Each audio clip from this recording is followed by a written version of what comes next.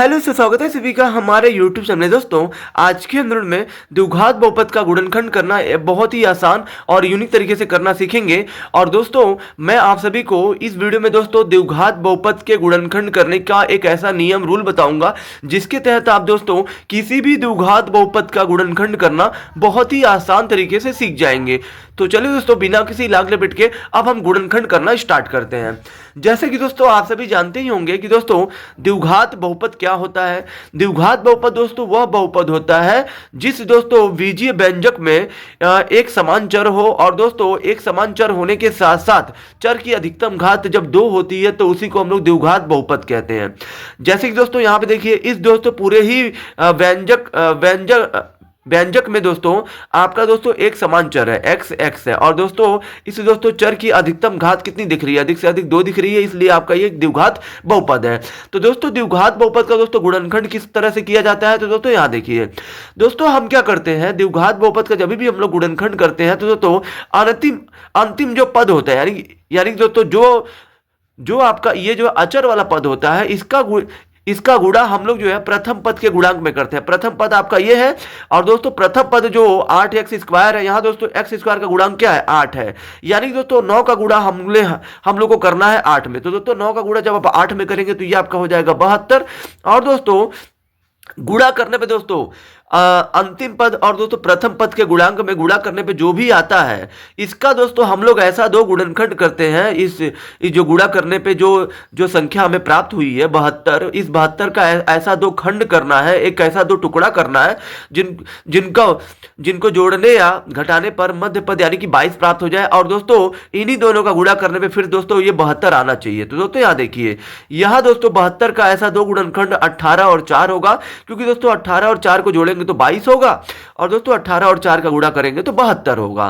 तो दोस्तों यहाँ पे ये प्रथम पद ऐसे ही लिख दीजिए 8x² प्लस यहाँ दोस्तों हमने जो है 22x लाने के लिए क्या किया 18 और 4 में तोड़ा है, ठीक है 18 और 4 में, तो यहाँ पे आप लिख दीजिए 4x और यहाँ पे लिख दीजिए आप ये 18x, ठीक है, क्योंकि दोस्तों 4 और 18 या दोस्तों 18 और 4 22 होगा, 22 के साथ x है तो इन दोनों के साथ भी आपको x लेना पड़ेगा 4 और 18 के साथ, प्लस में 9 दिया है तो 9 लिख दीजिए। अब दोस्तों पहले हमारा सवाल था तीन पदों में हमारा क्वेश्चन था, अब दोस्तों ये 4 पदों में टूट चुका है। तो दोस्तों हम क्या करते हैं जब ये 4 पदों में आ जाता है तो हम ये देखते हैं कि प्रथम 2 पदों में क्या कॉमन है और दोस्तों अंत के 2 पदों में क्या कॉमन है। तो दोस्तों यहाँ पे आप देख सकते हैं कि 8 और 4 को 4 काट सकता है, x² है यहाँ पे x पे 1 है तो दोस्तों आपका x कॉमन हो जाएगा। यहाँ दोस्तों 4 से 8 में भाग देंगे 2 बार में जाएगा, x पे 2 था, 1 आपने बाहर ले लिया तो 1x बचा, प्लस है तो प्लस ये 4x आपने पूरा बाहर लिया है। तो दोस्तों आप देखिए जब ये पूरा ही हमने बाहर लिया है तो दोस्तों इसकी जगह पे दोस्तों कुछ नहीं है तो 1 यहाँ पे बचा है, ठीक है, प्लस है तो प्लस। अब दोस्तों यहाँ पे आप देखना है कि 18 और 9 को कौन काट सकता है तो 9 काट सकता है, इसलिए दोस्तों 9 जो है 18 और 9 दोनों में कॉमन हो गया, इसमें x है इसमें नहीं है तो x कॉमन नहीं लेना है। अब दोस्तों जो भी आप कॉमन लेते हो इससे आपको इन दोनों में भाग देकर ही अंदर लिखना होता है। तो 9 से 18 भाग दीजिए 2 बार में जाएगा, x तो बाहर लिया नहीं गया तो x आपका अंदर ही रहेगा, प्लस है तो प्लस, फिर 9 से 9 में भाग दीजिए 1 बार में जाएगा।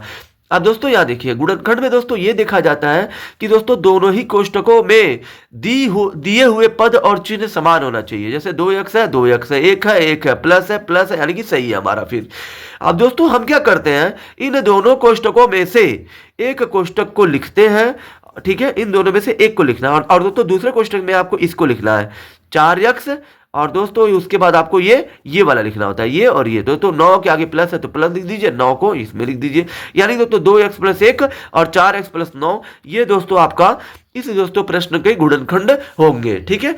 अब दोस्तों हम लोग दोस्तों अब जो है करड़ी वाले द्विघात बहुपद का गुणनखंड करेंगे। दोस्तों करड़ी वाले में काफी बच्चों को परेशानी होती है, उन्हें दोस्तों कंफ्यूजन रहता है कि किस तरह से हम गुणनखंड करें। तो दोस्तों घबराइए मत, मैं आपको बहुत ही आसान विधि बताऊंगा। यहाँ दोस्तों करड़ी वाले द्विघात बहुपद का भी अगर आपको गुणनखंड करना है तो सेम नियम है, आपको अंत के पद का गुणा आपको प्रथम पद यानी कि x² के गुणांक में करना है इसमें। दोस्तों अगर आप कड़ी में 2 में यानी कि इस कड़ी में 2 में गुणा करते हैं आप किससे, इससे हम लोग गुणा करते हैं 4 कड़ी में 2 तो कितना आएगा, इसके बाहर कुछ नहीं है तो 1 है। तो इन दोनों का गुणा कैसे होगा तो दोस्तों यहाँ पे गुणा कैसे होगा कि दोस्तों गुणा जब भी हम लोग कड़ी वाले संख्या करते हैं तो बाहर वाले का गुणा बाहर वाले में करते हैं, यानी कि 1 का गुणा 4 में करिए 4 होगा, और दोस्तों अंदर का गुणा अंदर में 2 का गुणा 2 में 4 हो जाएगा। यहाँ दोस्तों 4 है तो 4 लिखिए। अब दोस्तों इस 4 और इस कड़ी के बीच में कुछ नहीं है तो यहाँ पे गुणे का चिन्ह है। कड़ी में 4, 4 का वर्गमूल कितना होता है 2 होता है, यानी कि दोस्तों 4 जो है वर्गमूल के चिन्ह में है तो 4 का वर्गमूल 2 होता है। अब दोस्तों 4 दूना कितना हो जाएगा 8। तो दोस्तों ये कड़ी में 2 और 4 कड़ी में 2 का जब हमने गुणा किया तो दोस्तों कितना आ रहा है, कुल मिला के 8 आ रहा है। अब दोस्तों 8 का ऐसा आपको दो गुणनखंड करना है जिनको जोड़ने या घटाने पर मध्य पद 9 प्राप्त हो जाए।